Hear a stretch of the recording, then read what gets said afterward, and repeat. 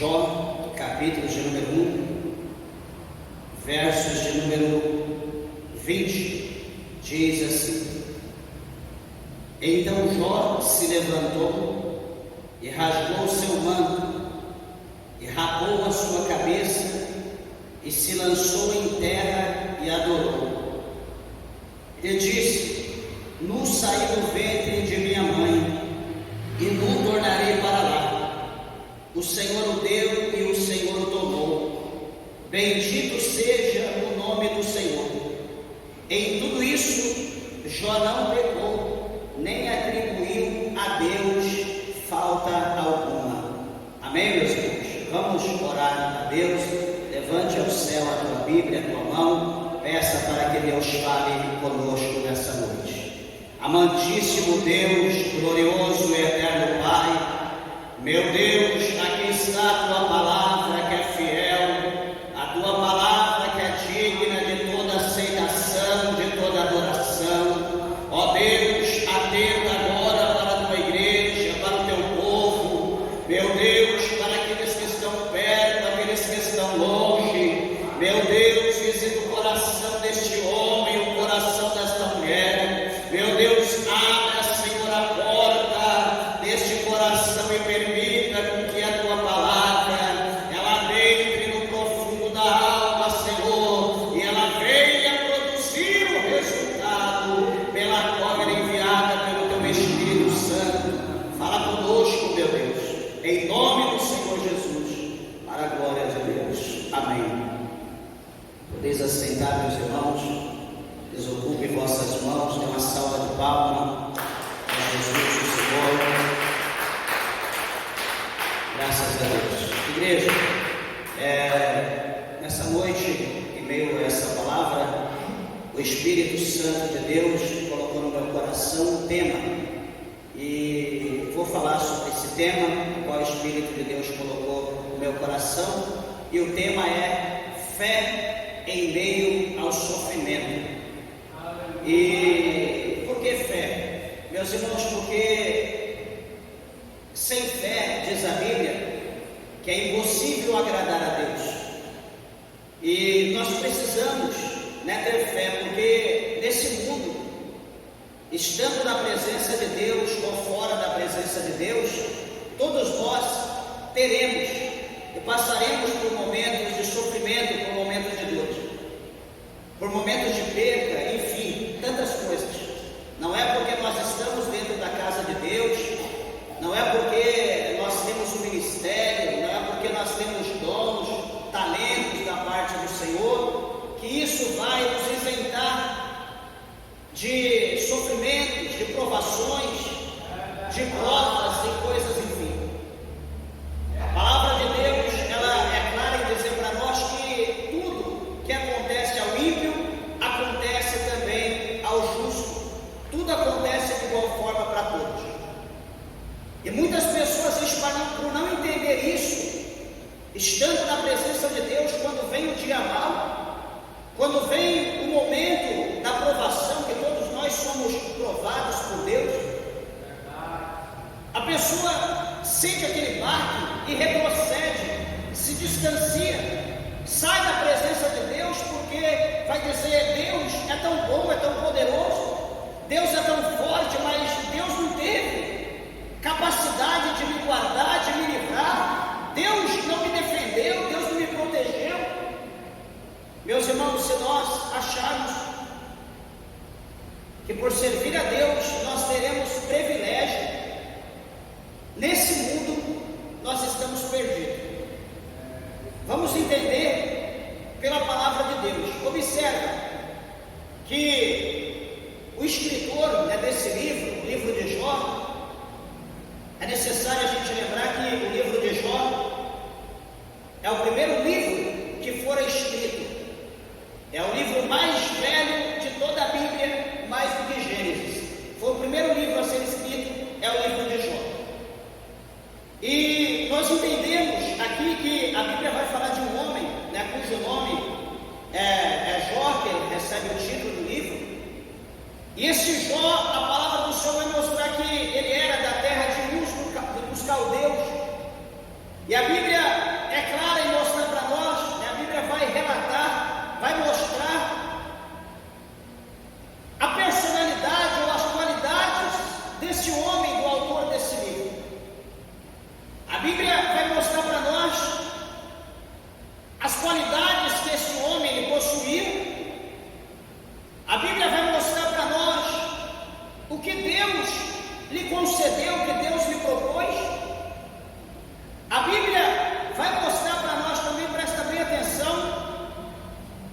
que no decorrer da trajetória, no decorrer do caminho, da longa vida de Jó, os empecilhos, os tropeços que houve no seu caminho, como talvez alguém pode pensar que todos esses tropeços, esses empecilhos que surgiu na vida de Jó, foi uma provação de Deus, ou foi porque Jó errou, enfim, nós vamos ver pela palavra do Senhor. Primeira coisa que a Bíblia relata acerca de Jó, a Bíblia vai falar das qualidades. Quais eram as qualidades? O verso 1 diz para nós que Jó, ele era sincero e reto. A Bíblia vai dizer que ele era temente a Deus, e a Bíblia vai dizer que ele procurava se desviar do mal. Então, recapitulando: homem sincero, homem reto, homem temente a Deus e o homem que se desviava do mal. 4 coisas. Poderíamos falar acerca disso, sim, mas vamos correr um pouco. A Bíblia mostra para nós que, além dessas qualidades, o Senhor também o abençoou com 7 homens, 7 filhos, que está no verso 2, e com 3 filhos. E eram filhos abençoados. Seus filhos haviam crescido, todos eles tinham sua família, cada um vivia em sua casa e tinha a sua vida normal. A Bíblia mostra no versículo de número 3, entenda, que o gado que Jó possuía era 7.000 ovelhas, ele possuía 3.000 camelos, ele possuía 500 juntas de bois, ele possuía 500 jumentas. Era uma quantidade considerável de riquezas. E continua dizendo que era também muitíssima a gente ao seu serviço, de maneira que este homem era o maior de todo o Oriente, maior em poder, um homem conhecido, um homem famoso, um homem exaltado, um homem digno, um homem honrado, enfim. Então aqui a Bíblia mostra essas 3 coisas: a qualidade, mostra as bênçãos que Deus deu pelos filhos e também a sua bênção, a qual ele tinha na terra, as suas bênçãos materiais. Tudo isso Deus propôs a Jó, Deus concedeu a ele. A Bíblia não mostra aqui para nós, meus irmãos, presta bem atenção, você que quer talvez aprofundar, pode aprofundar, é necessário. Conheçamos e prossigamos em conhecer o Senhor, diz o profeta Oséias. E aqui interessante é que este homem chamado Jó,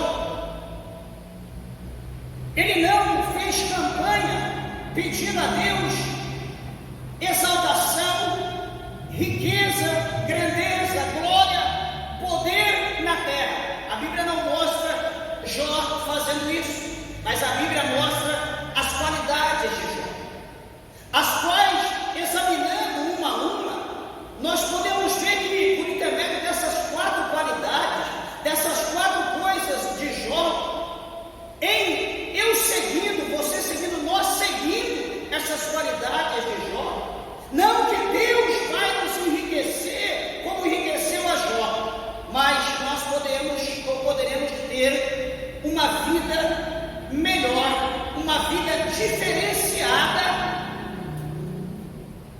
comparando com a vida que muitas pessoas vivem de qualquer forma hoje, dizendo que está servindo a Deus. Então,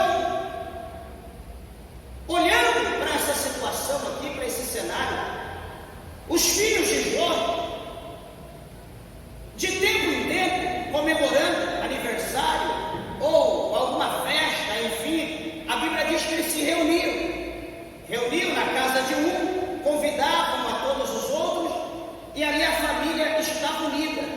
Deus abençoe. A família estava unida, sempre ali todo mundo alegre, festejavam, comiam, bebiam, alegravam-se. Porém, a Bíblia diz que Jó, já na sua idade, ele não ia, ele não estava lá, talvez em uma ou outra ele iria, mas não em todas. E a Bíblia diz que ele ficava na sua casa, e pela manhã, já na madrugada, ao amanhecer, a Bíblia diz que Jó, então, ele oferecia a Deus, ele fazia a Deus sacrifício. E por que ele oferecia sacrifício a Deus? Porque ele pensava consigo, pelo fato dos meus filhos estarem reunidos, pelo fato deles estarem bebendo, se alegrando, pelo fato do teor alcoólico se elevar, porventura os meus filhos poderão pecar ou pecaram contra Deus. E para que Deus não cobre deles, eu então vou oferecer o sacrifício a Deus, para que se porventura se os meus filhos pecarem, Deus, o Senhor, os perdoe. Isso é o que, meus irmãos? Isso é cuidado, isso é zelo, isso é prudência, tanto com os seus filhos, para com as coisas de Deus, porque os filhos não era dele, era do Senhor. E você precisa entender, nós precisamos entender que tudo que nós temos, que nós possuímos, desde algo mais simples, ou enfim, do maior, tudo que está sob o nosso poder não é nosso, é de Deus. Nós apenas administramos, nós apenas tomamos conta. E chega o momento que Deus ele quiser tomar, Deus ele vai tomar. Chega o momento que Deus quiser colher, Deus vai colher. E quem somos nós para impedir a vontade de Deus? Observem, meus irmãos, que o texto vai continuar a dizer para nós, a partir do verso de número 6, que havendo ali uma reunião, havendo ali um dia em que os filhos de Deus, reunidos na presença de Deus, a Bíblia diz que também vai chegar entre eles Satanás. E ele vai se destacar aqui, porque quando ele chega, o Senhor vai olhar para Satanás, o Senhor vai vê-lo, e o Senhor vai diretamente fazer uma pergunta: de onde vens? Deus vai perguntar para Satanás: de onde você vem? E no versículo 7, Satanás ele vai dizer: de rodear a terra e de passear por ela. Duas coisas Satanás ele está fazendo em resposta a Deus. Satanás está rodeando, ele está rodeando a terra e ele está passeando por ela. Observa duas coisas. Olhando na nossa ótica, a terra é imensa. Olhando pelo tamanho deste ser, cujo nome é Satanás, nós vamos ver que a terra é pequena. Por quê? Porque ele diz que ele está rodeando a terra, ele está dando volta ao redor da terra, e ele está passeando, ele está caminhando por ela, ele está olhando. É como você sair da sua casa para ir na rua de trás, é como você dar volta no seu bairro com o seu carro, cruzando rua por rua. Assim Satanás diz para Deus que ele está fazendo ao redor da terra, no momento da resposta a Deus. Quando ele diz dessa maneira, o Senhor vai interrogar ele no versículo 8, e o Senhor vai dizer para ele: olha, Satanás, você observaste, você viu, você olhou o meu servo Jó,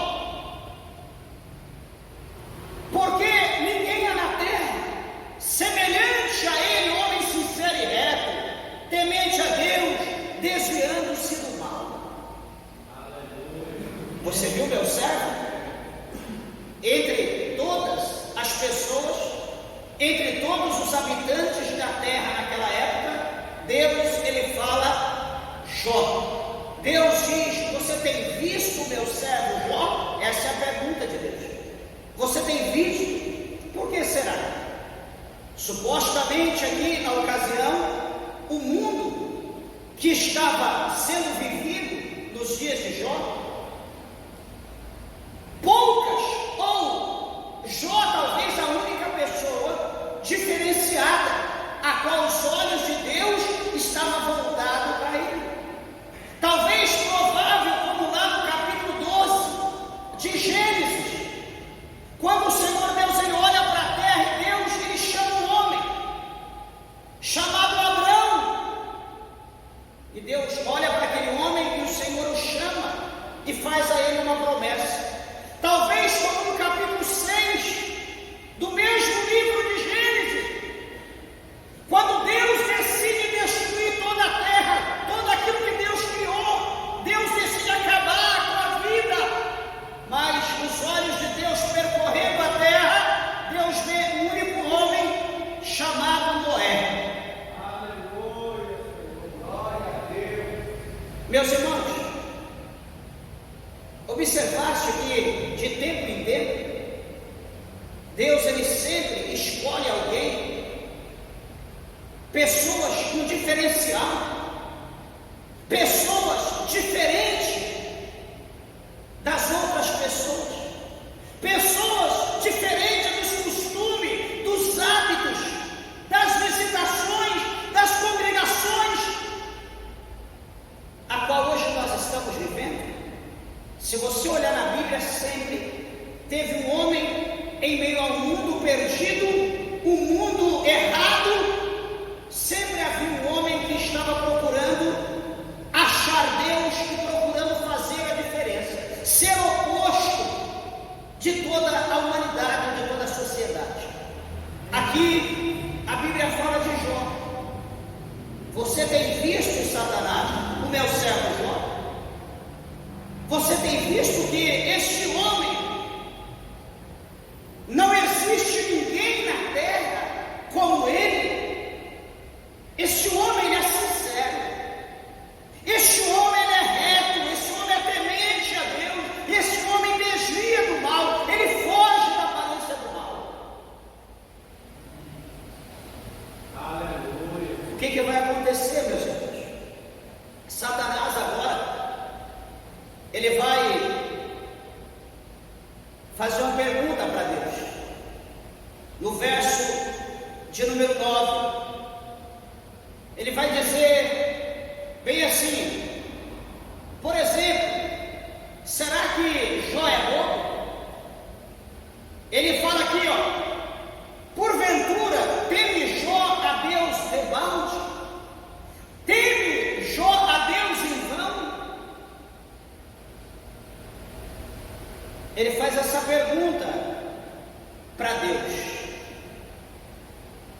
E ele vai continuar dizendo: olha, porventura não cercaste tu de bens ele e a sua casa, e a tudo quanto tem? A obra de suas mãos abençoaste, e o seu gado está aumentando na terra.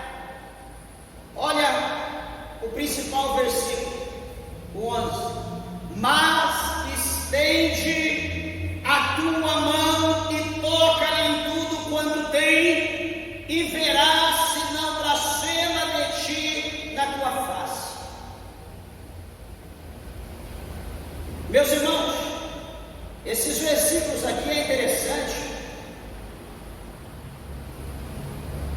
que Satanás, ele andando pela terra, ele observa Jó. Ele talvez senta ali numa nuvem, talvez ele está ali num lugar baixo, numa sombra, olhando para Jó, e vendo ali os dias de Jó passando. Ele faz uma retrospectiva, ele olha a vida de Jó, o pensamento, a vida familiar, sentimental, conjugal, financeira, espiritual. Ele olha para Jó, ele vê Jó um homem próspero em tudo, e ele vai ver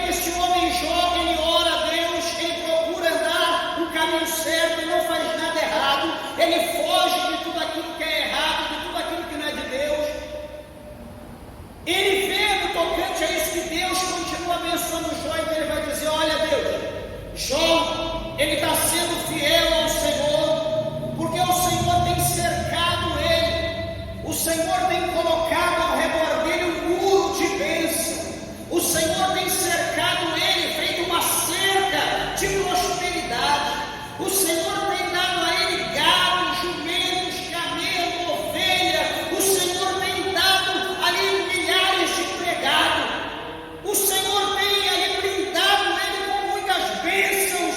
Jó não é bobo, Jó não é louco, por isso que ele continua sendo temente ao Senhor.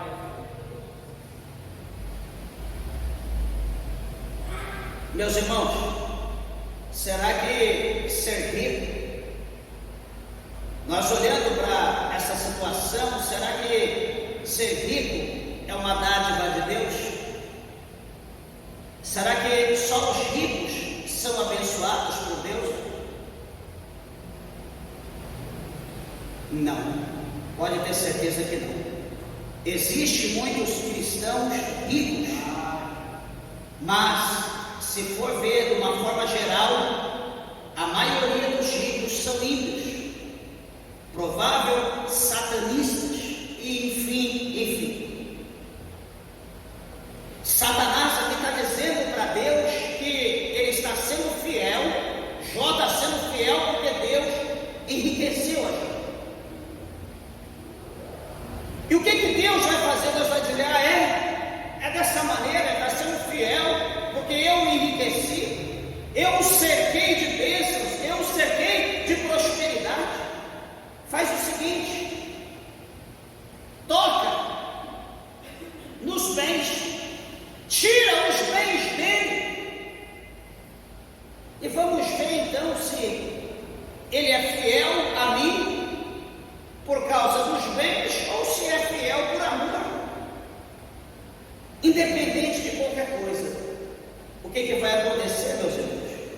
A Bíblia diz que imediatamente Satanás ele se distancia de Deus, e Satanás agora tendo autonomia, ele tendo agora a permissão de Deus, veja que ele não toca, observa bem, ele não toca em Jó antes de Deus permitir, ele não se opõe como uma pedra de tropeço, ele não se opõe como um raio, ele não se opõe como uma tempestade, ele não se opõe como uma saraiva contra Jó, contra tudo que é de Jó.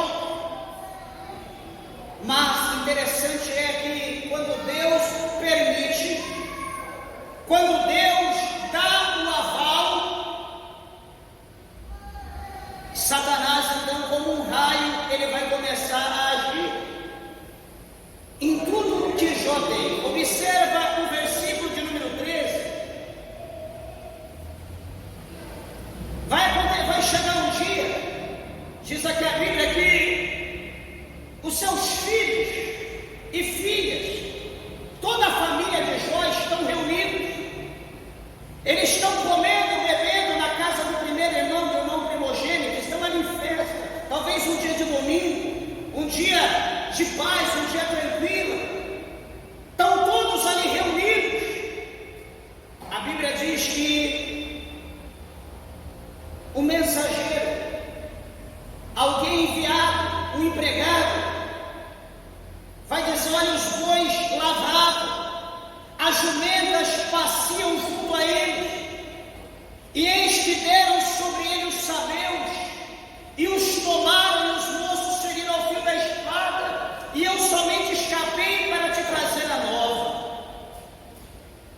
Estando este ainda falando, veio outro e disse: fogo de Deus caiu do céu e queimou as ovelhas e os moços, e os consumiu, e só eu escapei para te trazer a nova.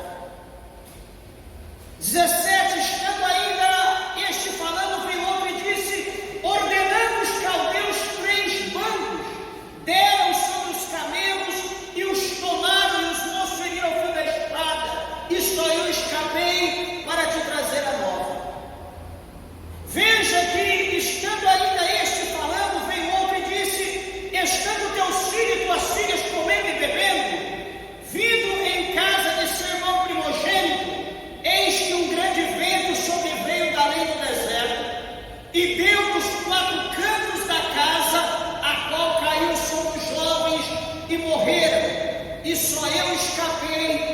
te trazer a nova. Meus irmãos, não sei se, presta atenção, não sei se isso foi tudo no mesmo dia. Não sei se isso aqui foi tudo na mesma hora. Mas um acontecimento estava próximo do outro da impressão. E o último que aconteceu entre todas as percas de todos os bens, a última perca aqui, que nós acabamos de ver no verso de número 18, a última perca foi a perca dos seus 7 filhos e das suas 7 filhas, ou das suas 3 filhas, perdão. Jó, ele recebe a notícia de toda a sua perda. Jó recebe a notícia que todos os seus bens foram perdidos. E Jó recebe a notícia que os seus filhos amados também se perderam, foram mortos, foram consumidos. Quando Jó ele recebe essa notícia, entra aqui o texto que nós lemos. Ele vai primeiro rasgar o seu manto, ele também vai rapar a sua cabeça, e quando Jó ele faz esses 2 sinais de rasgar a sua veste e de raspar o seu cabelo. Isso acontecia, eram sinais tradicionais do luto no mundo antigo, no Oriente. Era um sinal que eles faziam de luto. Era natural isso no Antigo Oriente, era normal eles fazerem. Quando você lê a Bíblia, você sempre vai observar que, dependendo de uma notícia que vinha, que chegava, alguém raspava a cabeça, rasgava suas vestes e se humilhava na cinza. Isso era um sinal de luto. E então, aqui está o homem mais rico, o homem mais poderoso, mais abençoado por Deus, agora com a sua cabeça raspada, as suas vestes rasgadas, e a Bíblia vai dizer para nós que ele vai se lançar em terra, e agora ele vai adorar a Deus. Aqui o Senhor está mostrando nesse versículo de número 20 que o inimigo, que Satanás, ele não conhece o coração do homem. Deixa eu te dizer uma coisa: Satanás ele pode agir contra a tua vida pelo que você falar, pelo que você murmurar, talvez pela intenção do teu olhar, mas o diabo, ele não conhece o teu pensamento, ele não conhece o teu coração. Ele não tem esse poder pertence a Deus.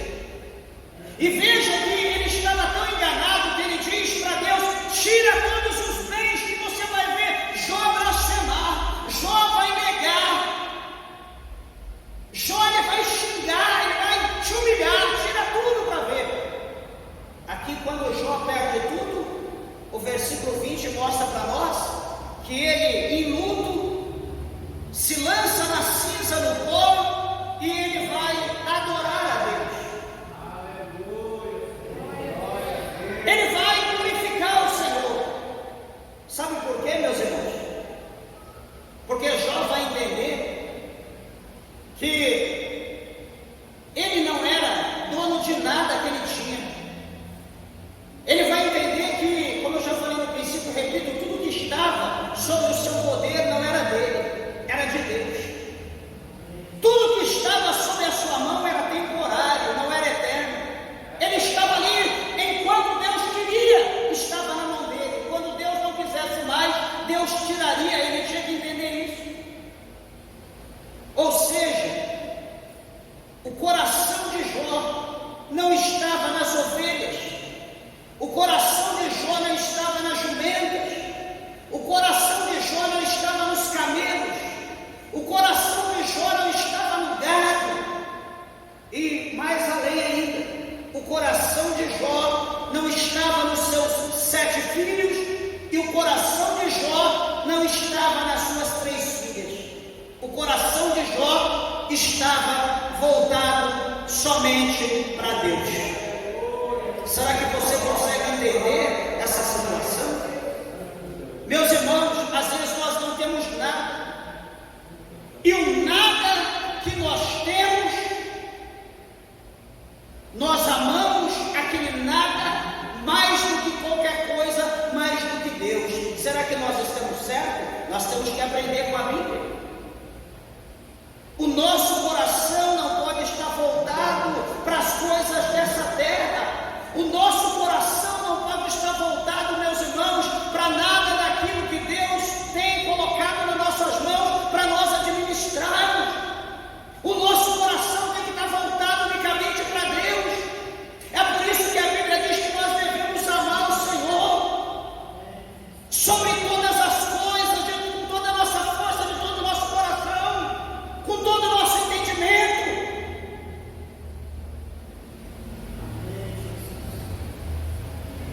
E veja, o versículo de número 21 mostra para nós a adoração de Jó. A Bíblia diz no 20 que ele adorou.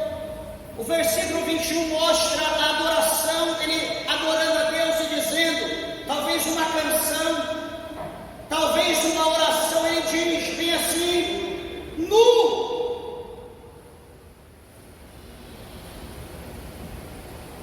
saí do ventre de minha mãe, e nu tornarei para lá. Ele está dizendo, eu saí do ventre, ele está dizendo, eu nasci nu. Eu não nasci com nada, eu não trouxe nada para este mundo, e certamente que eu voltarei para o mundo dos mortos, e eu não levarei nada, assim como eu vim, eu também voltarei. Ele está dizendo aqui dessa maneira, e ele continua dizendo: o Senhor me deu, o Senhor tomou, bendito seja o nome do Eterno, bendito seja o nome do Senhor. Meus irmãos, será que nós conseguimos glorificar Deus em meio a essa palavra? Será que nós conseguimos entender que nada que nós temos é nosso, que tudo que está sob o nosso poder é de Deus? Pastor, mas eu comprei, pastor, mas eu suei, eu lutei, não importa. Deus te deu vida, Deus te deu graça, Deus te deu saúde, Deus te deu fôlego de vida, Deus preparou o dinheiro, Deus preparou a condição, e você não possuiu, porque Deus preparou tudo, então é de Deus. Jó entende, ele diz: bendito é o Senhor, bendito é o nome do Senhor. Quando nós olhamos para esse texto sagrado, nós vemos o sofrimento de Jó, pela perda, né? A gente tem qualquer coisa que a gente, né, que a gente goste. Quando a gente perde, nós choramos, entristecemos, ficamos ali meio murmurando, meio melancólico. Por que você está assim? Ah, porque, sei lá, eu gostava tanto daquela caneta, a caneta estourou, manchou, perderam uma caneta que eu ganhei, né? Tinha grande estima, a pessoa veio de fora, a caneta importada, e eu estou aqui triste porque, enfim. Ah, por que você está assim? Não, porque eu perdi um gatinho, eu perdi um cachorrinho, era minha vida, agora eu não sei como que eu vou viver.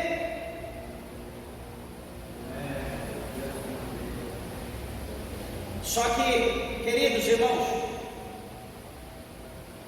o que Jó perdeu aqui vai além de objetos, vai além de coisas materiais. Só que a palavra de Deus vai mostrar para nós que em meio a todo esse sofrimento, Jó, ele tinha fé, e essa fé estava voltada para Deus. Satanás queria que Jó blasfemasse, Satanás queria que Jó murmurasse, que ele contendesse contra Deus. Só que Jó fez o contrário. Jó, ele foi glorificar, Jó, ele foi bendizer o nome do Senhor. Nós olhamos, meus irmãos, a palavra de Deus, que Jó, ele vai enfrentar essas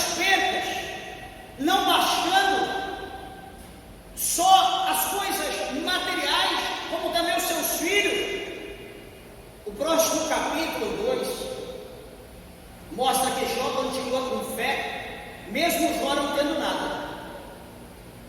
A fé dele continua voltada para Deus. Ele era um homem rico, daqui a pouco ele se torna um miserável.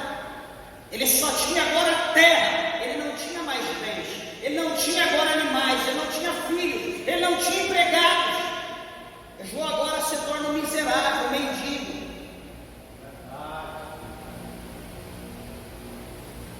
O capítulo 2 deste livro vai dizer para nós que continua a reunião celestial. Os filhos de Deus estão se apresentando diante de Deus. E a Bíblia vai mostrar para nós que Satanás também, ele vai se apresentar diante de Deus. E o Senhor então vai fixar os olhos em Satanás e vai fazer a mesma pergunta que fez a ele no princípio: de onde vens? E ele vai responder com a mesma resposta: de rodear a terra e de passear por ela. A mesma coisa. E Deus vai falar, vai fazer a mesma pergunta: olha, você observou meu servo Jó? Porque ninguém é na terra semelhante a ele, homem sincero, reto, temente a Deus, desviando-se do mal, e Deus acrescenta: e que ainda retém a sua sinceridade, havendo-me tu incitado contra ele para o consumir sem causa. Deus acrescenta mais alguma coisa. Está vendo, Satanás? Ele é o que eu falei que ele era, e agora está revelado que mesmo ele sem nada, mesmo que tudo foi tirado, ele continua temente, ele continua fiel, ele continua compromissado comigo, ele continua me adorando, ele continua me glorificando. Amados irmãos, esse texto é um exemplo para muitos de nós. Esse texto teria que ser um texto de cabeceira, ficar na nossa cama para lermos ao deitar e ao levantar, e na madrugada se acordássemos. Teríamos que decorar isso aqui. Assim sendo, certamente aprenderíamos mais a adorar a Deus, aprenderíamos mais a temer a Deus, aprenderíamos mais a dar valor às coisas de Deus, ao caminho do Senhor, do que às coisas terrenas. Nós estamos trocando, meus irmãos, adoração, sacrifício. Nós estamos trocando a reunião, a adoração. Nós estamos trocando o trabalho de Deus, o evangelismo, a missão, pelas coisas da terra. Porque eu tenho que trabalhar, porque eu preciso de dinheiro, porque eu tenho que enriquecer, porque eu tenho que comprar, porque eu tenho que vender, porque eu tenho que negociar, porque eu tenho, e eu pergunto: e Deus, e a obra, e os negócios de Deus, e o chamado, e a missão, e o povo, e o mundo? Quem vai fazer a obra se nós formos olhar somente para essas coisas? Ah, mas Deus levanta alguém. Deus pode preparar alguém, sim. E se esse alguém for eu? E se esse alguém for você? E nós juntos estamos saindo pela tangente. Você já pensou isso? E se esse alguém for você? E nós estamos fugindo? Não, Deus vai preparar alguém, Deus vai levantar alguém. Será que nós esquecemos do compromisso que nós assumimos com Deus? Será que nós esquecemos da promessa que nós fizemos um dia a Deus? Será que nós esquecemos das orações que nós fizemos diante da presença de Deus, pedindo a Deus poder, autoridade, unção, credencial, responsabilidade para fazer a obra do Senhor? E chega o dia que Deus nos dá, chega o momento que Deus nos dá, nós fazemos assim, jogamos fora. Agora eu tenho algo mais importante para fazer, para cuidar. Deixa eu dizer uma coisa aos irmãos. O Senhor Jesus, Ele relata nos Evangelhos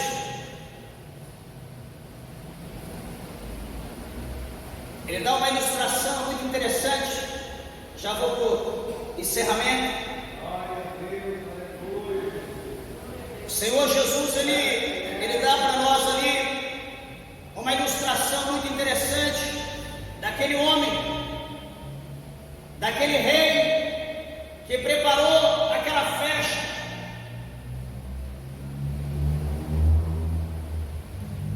Do seu filho que iria casar. E tudo já estava preparado. O rei estava enfeitado. Tudo estava lindo, perfeito, tudo digno de louvor. E então, aquele Senhor poderoso, Ele deu ordem aos seus servos para que fosse chamar os convidados, porque tudo já estava pronto, tudo estava preparado. Entenda a palavra de Deus, meus irmãos. Glória a Deus, aleluia. Imagino eu que, quando foi anunciado que o filho daquele senhor, daquele rei, ia casar-se, todo mundo ficou feliz, todo mundo queria participar. Só que o tempo era determinado pelo Senhor, era determinado pelo rei. Eles teriam que aguardar quando tudo estivesse pronto, preparado, de acordo. E eles então aguardaram. Só que foi passando o tempo, e as pessoas não se preocuparam mais com a festa, não se preocuparam mais com casamentos, com as bodas, e agora cada um vai tirar os seus olhos do evento e vão começar a olhar para si próprio. E a Bíblia diz que quando o enviado chegou aos convidados e disse ao primeiro: olha, o rei, ele te convida, tudo está pronto, tudo está preparado, vamos para as bodas. O que o enviado vai ouvir do convidado? O convidado vai dizer: olha, agora não dá para mim, agora não dá porque eu comprei umas terras, eu preciso vê-las, eu preciso explorá-la. Diga a ele que me perdoe, mas eu não vou.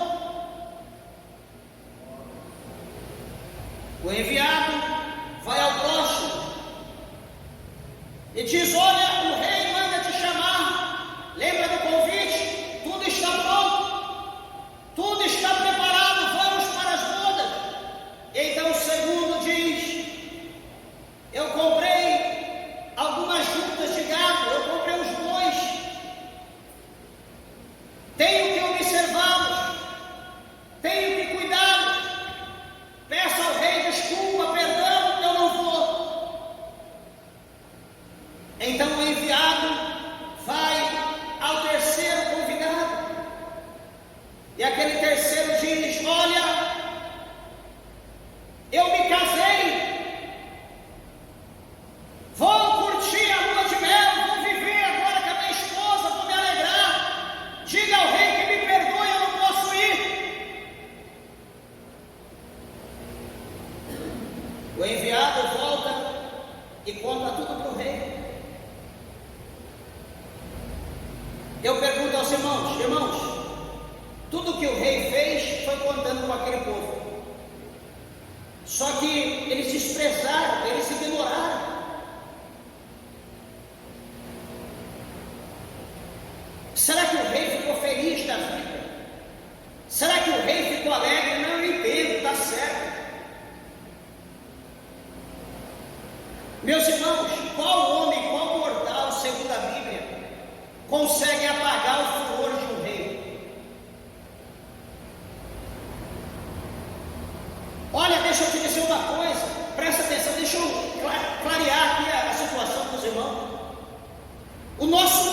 Bíblia diz no capítulo 3, no verso 16 de João, a Bíblia diz que Deus, Ele amou o mundo de uma maneira tão grande, de uma maneira sem igual. Ele amou o mundo, que Ele deu o seu Filho unigênito, para todos aqueles que nele crê não pereça, mas tenha a vida eterna. Amados irmãos, presta atenção, o Senhor Jesus, Ele diz que todos aqueles que o meu Pai me deu, de maneira nenhuma eu lançarei fora.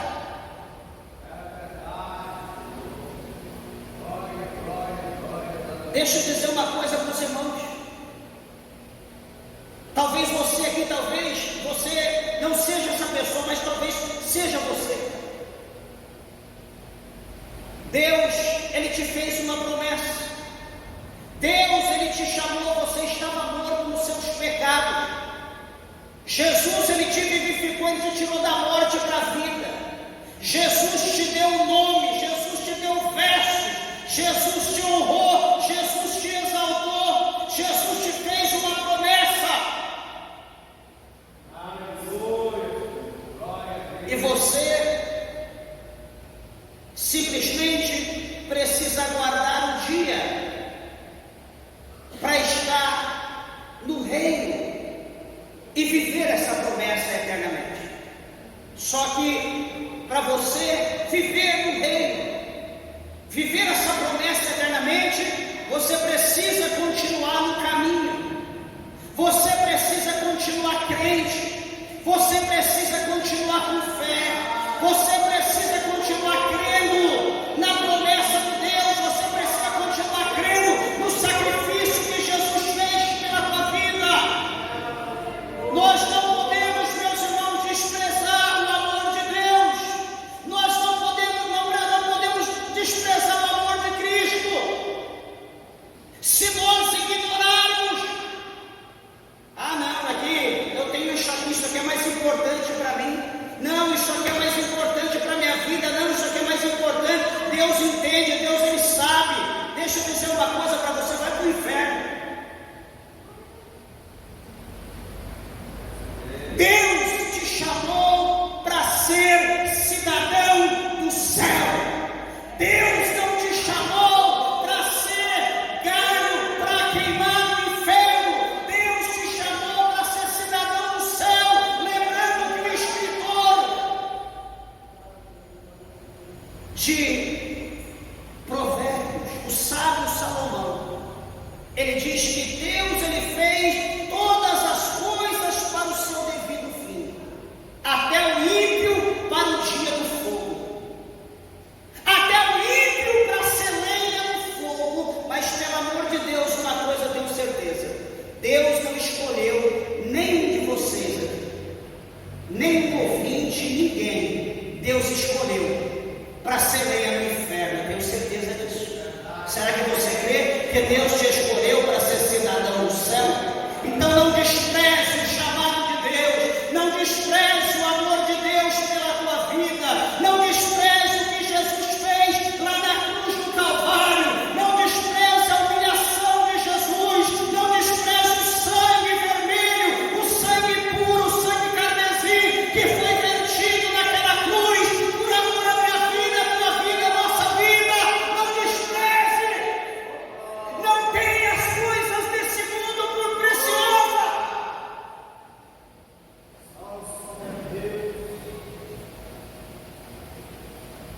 O apóstolo São Paulo,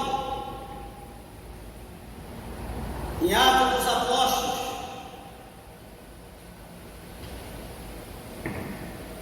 ele deixou escrito aqui algo para a nossa vida, que é tão interessante, é tão profundo, meus irmãos,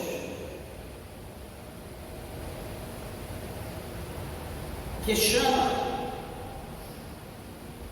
a nossa atenção. Paulo, ele vai mostrar aqui em Atos dos Apóstolos, ele vai dizer para nós que ele não tem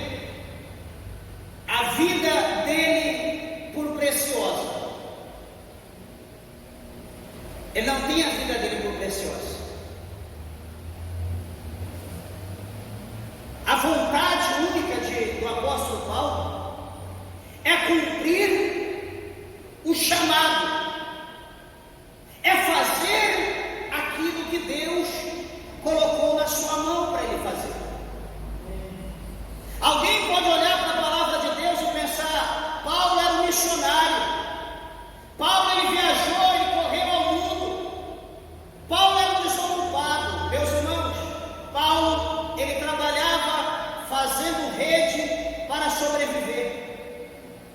Paulo ele não vivia da ajuda da igreja, não queria dizer que não queria ser pesado a ninguém. Paulo ele disse, ele não era hipócrita, ele diz que aquele que não trabalha também não come, mas ele não vivia na aba, ele não vivia embaixo do chapéu, da sombra de ninguém. Ele tinha os seus momentos de labor, ele tinha os seus momentos de trabalho, ele fazia a obra de Deus, mas no tempo também oportuno ele trabalhava. Hoje nós estamos diferentes, hoje nós estamos trabalhando, e se porventura houver tempo, nós fazemos a obra de Deus. Paulo fala em 1 Coríntios, no capítulo 11, no versículo de número 1, ele diz: sede meus imitadores, como eu sou de Cristo. Se eu olhar somente para a minha vida, para o meu umbigo, se eu olhar somente para o meu nariz, se eu olhar só para a minha dificuldade, quem vai olhar para a obra de Deus? Se você olhar só para a tua dificuldade, só para o teu nariz, para o teu umbigo, quem vai olhar para a obra de Deus? O ímpio vai olhar? O espírita vai olhar? O macumbeiro vai olhar? Quem vai olhar para a obra de Deus se nós não olharmos? Sabe o que está faltando em nós, amados e queridos irmãos? Está faltando em nós fé. Desculpa do que eu vou dizer, a gente diz que a nossa fé é pequena, e olhando para a palavra de Deus eu vejo que nós não temos fé alguma. E sabe por que há essa ausência de fé? Porque a palavra de Deus ela está longe do nosso coração. A palavra de Deus ela está longe de ser padrão na minha, na tua, na nossa vida hoje. Hoje nós estamos confiando no bendito do dinheiro. Hoje nós estamos confiando naquilo que nós apalpamos, naquilo que nós vemos. Mas o apóstolo Paulo ele diz para nós, ele nos orienta para nós estarmos olhando, fixar os nossos olhos naquilo que é invisível, porque aquilo que é invisível é para sempre, é eterno, mas aquilo que é palpável, aquilo que nós vemos, que nós tocamos, ele é passageiro. Será que a gente consegue entender isso?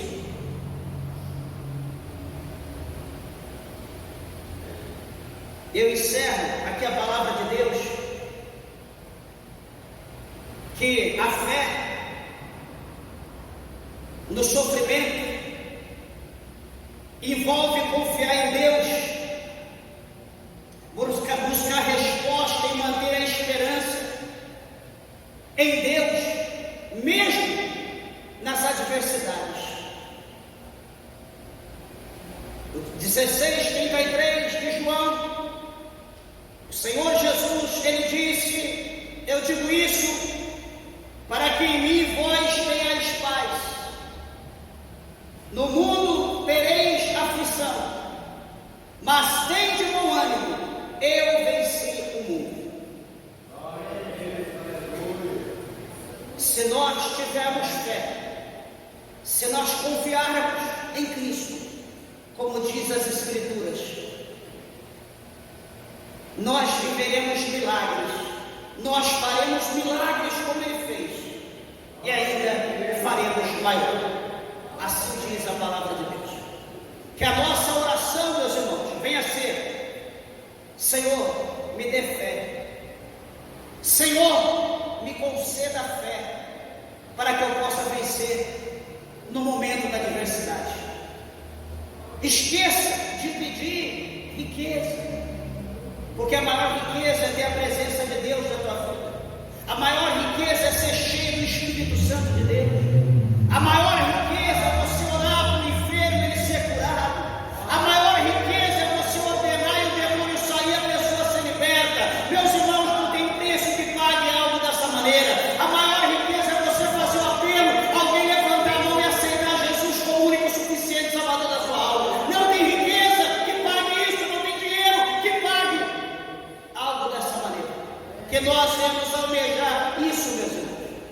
que nós venhamos fazer igual diz no capítulo 6, o verso 33 de Mateus: buscai primeiramente o reino de Deus e a sua justiça, e todas as demais coisas vos serão acrescentadas. Não inverta, não corre atrás das demais coisas. E o reino de Deus por último. Que o reino seja a prioridade. Que o reino venha e que as demais coisas passem, porque o reino vai prevalecer. Amém? Que Jesus, o Senhor, abençoe a tua vida e que você guarde essa palavra e viva em nome de Jesus.